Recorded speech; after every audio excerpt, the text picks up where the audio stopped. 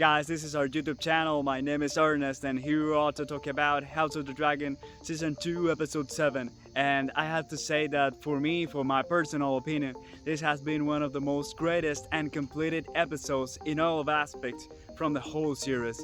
And from the start and the beginning, I have to say that Jesus, what a tremendous photography.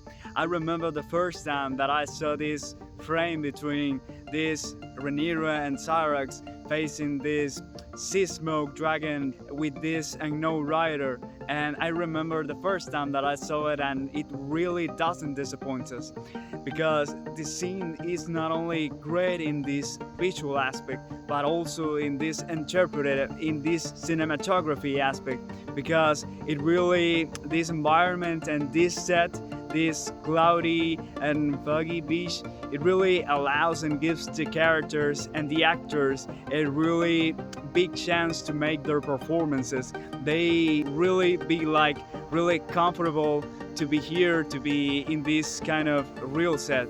And it's really great also because in the interpretation of the characters, because for example Daenerys in the original Game of Thrones, she really develops a great queen demeanor, and she really allows the audience and all of these groups of characters that were in front of her, that she really has this posture, this intimidating, or this kind of like kindness of queen that really the people at his moment needs. And we really get to see the chance to see that Rhaenyra, this Emma Darcy, she doesn't disappoint at all. It's like she, instead of what the script has developed for her in this season, we really get to see her in this full potential instead of all of these previous episodes in which, you know, like many people have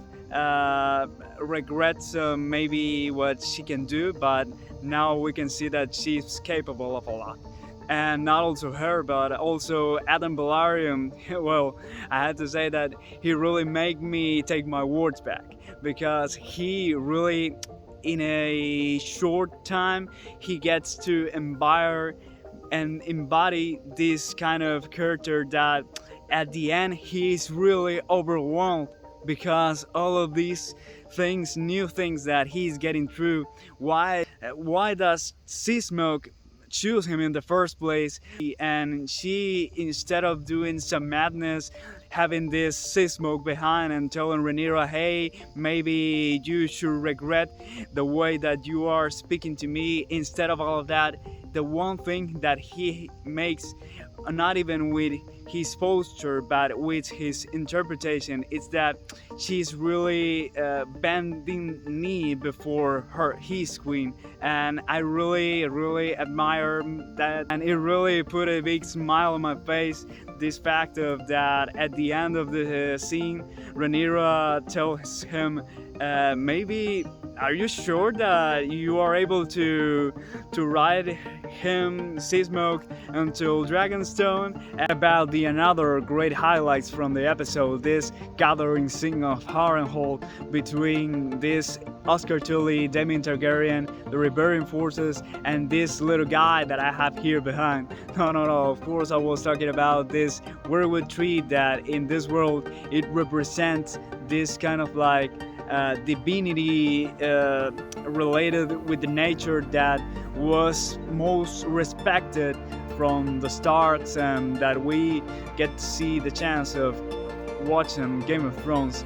And here we can see that in the core of the tree he doesn't have a regular or random face, but instead of that he has the face of the great witness of this universe, that it's the one and only George R.R. Martin. And what can we say about the building of this scene? Well, it is tremendous because it's really immersive. The atmosphere, the music, everyone and everything gets, you know, like this mix of trying to immerse the audience onto this little bit of threat that we get to see. And we can see now that instead of all of this that Damon has get through, instead of everything, he really needs one more step to acknowledge, to learn about what it's his point on all of this playing field. But in this time, oh Jesus, this Oscar Tully actor really blows my mind. He really nailed it because he, instead of his age, it's really able to give this kind of like freshness. Maybe in the future he can become at some point of some kind of like little finger character. Well, because the one vibe, the one feeling that he really developed in this season, it's unique because he's able to face Damon, and he's able to, after putting the hands on this William Blackwood guy, he's able to look him in the eye, to look Damon in the eye and tell, well, if you want the army, if you want the rebellion forces and their support, you have to accomplish with your promise, because we are here for helping Rhaenyra, but at the end you're only an acolyte.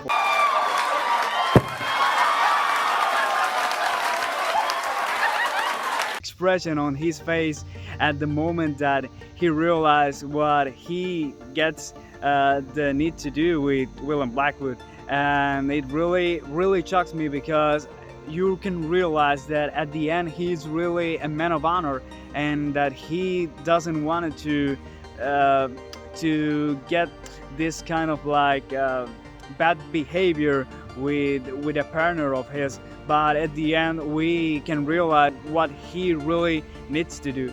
And what about this scene between him and Viserys, this gaunted Viserys, that with a couple of words he it's like the ultimate nail on the coffin, that it's like with this expression of, brother, instead of everything that you have getting through, instead of all of this, instead of what you have seen now, do you still want the crown? And it really blows my mind, this Damon expression of this, like, no, of course I didn't want it, just seeing the crown on Viserys' hand. What about this Rhaena scene, living Eagle Nest? Well, I have to say that for me, this Arryn regions and this Eagle Nest has become one of my favorites and one of the most beautiful landscape in all of this Game of Thrones universe, because it really makes this parallelism, mirroring, imaging between what really means this kind of like being this fortress on the top of hills, and what really represents the Arryns of this whole universe, because they are like really up there, unable for everyone's reach. And it really supports me and really helps me to empathize with Rhaena. Instead of all of these things that mostly people are really pissed off and really tired because all of the changes that have been made between the series and the books. But I have get the chance to really empathize with Rhaena, because at the moment that she turns behind and she see this Lady Arryn with this side of, hey, I really don't know now what to do. What can I do now? We get to see that Lady Arryn only offers this kind of like side of, well, this is none of my business, and that really makes me and helps me to empathize with Rhaena. And the moment that she really decides to leave the child behind, it really makes me a little bit of worried for Rhaena, because of all of this kind of how Rhaenyra is going to express to herself when she realized that her children are alone. What about this Vermithor Rhaenyra's casting for this Targaryen season? Well, it has been really blown my mind, because I have been waiting still the season start for this moment, and really makes me empathize, and it really fulfills me, because it's like this like classic underground travel that people have to make from a point A to point B, and we get to see that on this gathering scene between dragon trainers. They refused Rhaenyra and they told her, hey, you are going to do a real mess, and we get the chance to see on a couple of minutes that real mess, because we get to see that Vermithor really at some points put his eyes on Hugh Hammerhand, but maybe Hugh Hammerhand it's not like insurance to have the braveness and the courage to claim Vermithor, and we get to see that Vermithor at start with his party. Oh Jesus, what a tremendous scene! Those fire flares that came out from his mouth, it was tremendously and a horrifying scene. We get to see that all of this behind the scenes, that people get some fire because it's real fire, and people are like covered in makeups and prosthetic, all of this, but it's really hard to see this behind the scenes, and we can see that really the scene, it's not only great in this all of interpretive, and it's really live, a little bit risking scene, but it's also great because of the cinematography aspect, because it's a performance for this kind of like cinematography aspect, in which we can see this one shot scene in which without cuts at all, we get to see that everyone can be witness of everything that is happening, and we get to see everything, like people falling in, surrounded by fire, Vermithor doing all of big stuff, and Hugh Hammerhand is watching everything, and it's really astonishing. And we finally get to see him and maybe the third person that survives, because it was Hugh Hammerhand, of the White, and this girl that I was telling save her, and at the end he made save her, and this amazing and Thor-like shape posture that he makes in front of Vermithor, it really blows my mind, and it's like really astonishing and really encouraging, because it's really like, I don't have fear to die, I have lost maybe everything, and I am here in front of you, Vermithor, and whatever you want to do, you can do it, but I am here in front of you to face you. And it's like amazing for me to see that at the end Vermithor realize and get bowed down to Hugh Hammerhand to claim it, and that face of Hugh that still of everything, I have made it, and it's really fulfilling for me. And that Rhaenyra's face that, hey guys, it's coming rock for you, green people. We see about this of the White claiming scene. It's really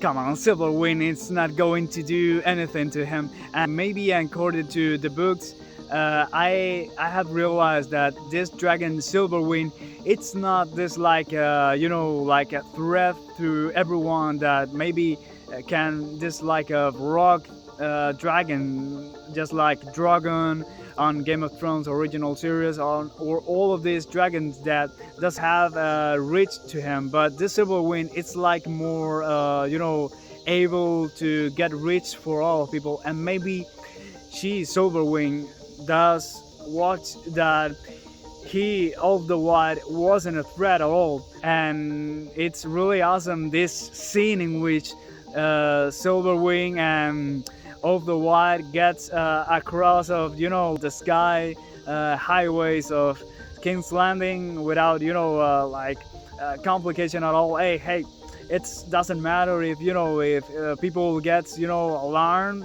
people King's Landing get alarmed for this, it's okay. And it really fulfills me, this image from Daemon, get out of his nerve and like of despair, because all of these things that had happened. What does a dragon now on the King's Landing skies? Isn't it? And then what can we say about this Baker grandma? It's this scene of crossing her the skies, this kind of like in a way of Godzilla with wings. It's enormous, but at the end we get the chance for finally see this Rhaenyra scene that she was with her minions, no, and this poster of her watching Aemon telling Vhagar,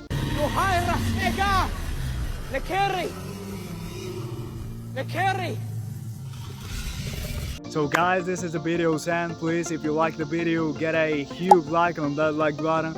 If you like and want to stay, please subscribe. And remember guys that yes, life it's not only one, but this one here, you have to live it and live it in abundance. God bless you so much.